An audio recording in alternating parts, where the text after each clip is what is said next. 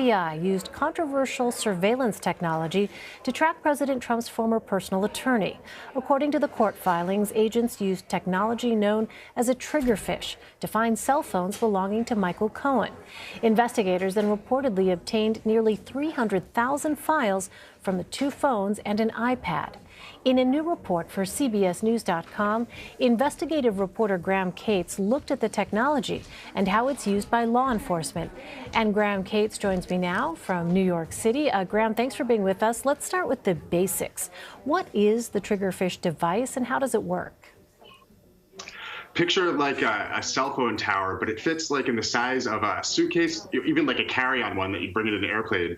And what it does is when they're looking for a specific cell phone, it makes it so that that cell phone pings off this little device that, again, is the size of like a suitcase, but also not just that cell phone, but all the other ones in the area. And it just kind of makes that the first connector onto the global grid of cell phone towers as it makes calls and just kind of connects and notes its location as you move around. Wow. Well, why was this specific tracking device used in the case of Michael Cohen?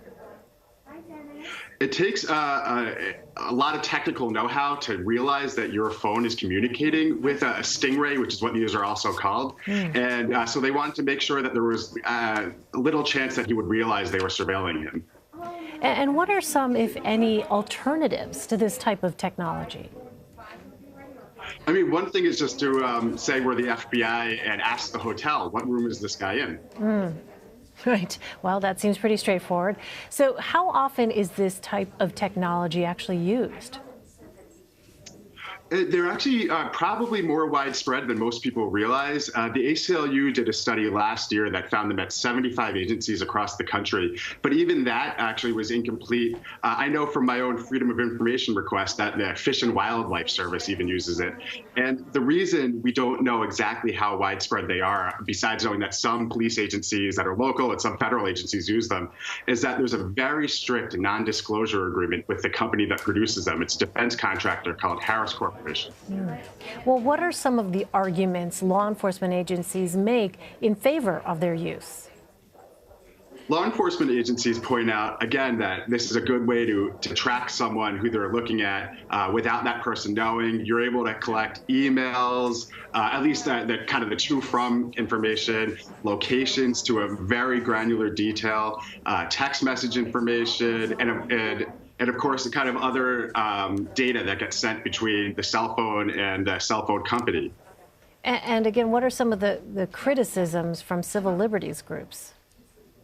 They've criticized the fact that it doesn't just target the person who law enforcement is looking at. If you happen to be anywhere in the neighborhood when one of these is turned on, by default, your phone always tries to connect to the closest cell phone tower. So your information is getting swept up in it, too. So thousands of people are ending up in spreadsheets when police are just supposed to be looking at the one person. Interesting. All right, Graham Cates, thanks for breaking that down for us. Thank you, Elaine. President Trump showed off 2 maps of Syria Thursday.